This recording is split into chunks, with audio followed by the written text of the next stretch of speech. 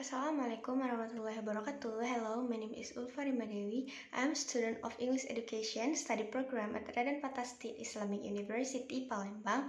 Okay, here I will read a text under the title Methods of Education East versus West. A teacher from a Western country recently visited an elementary school in an Asian country. In one class, she watched 60 young children as they learned to draw a cat. The teacher drew a big circle on the blackboard, and 60 children copied it on their papers. The teacher drew a smaller circle on top of the first and then put two triangles on top of it. The children drew in the same way. The lesson continued until there were 61 identical cats in that classroom. Each student's cat looked exactly like the one on the board. The visiting teacher watched the lesson and was surprised. The teaching methods were very much different from the way of teaching in her own country. A children's art lesson in her own country produced a room full of unique pictures, each one completely different from the other. Why? That causes this difference in educational methods. In a classroom in any country, the instructor teaches more than art or history or language. He or she also teaches culture, the ideas and beliefs of that society.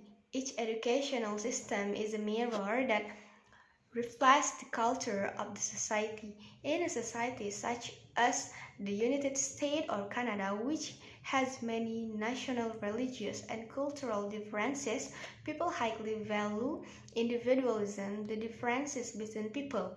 Teachers place a lot of importance on the qualities that makes each student special.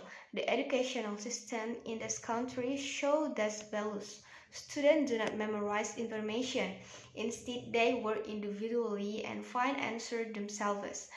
There is often discussion in the classroom at an early age. Students learn to form their own ideas and opinions. In most Asian societies, by contrast, the people have the same language, history, and culture. Perhaps for this reason, the educational system in much of the Iran reflects society beliefs and group goals and purpose rather than individualism. Children in China, Japan, and Korea often work together and help each other on assignment. And the classroom, the teaching methods are often very formal. The teachers lecture and the students listen. There is not much discussion. Instead, the students recite rules or information that they have memorized. There are advantages and disadvantages to both of the system of education. For example, one advantage to the system in Japan is that students there learn much more math and science than American students learn by the end of high school. They also study more hours each day and more days each year than North Americans do. The system is difficult, but it prepares students for a society that values discipline and self-control. There is, however, a disadvantage.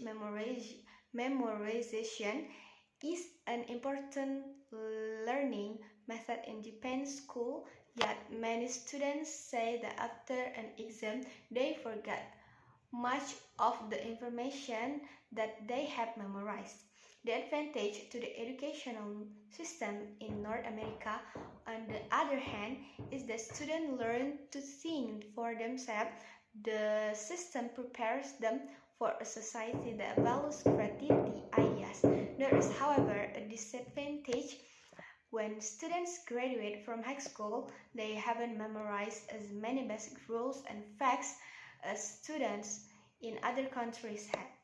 Okay, I think that's all from me. Thank you. Wassalamualaikum warahmatullahi wabarakatuh.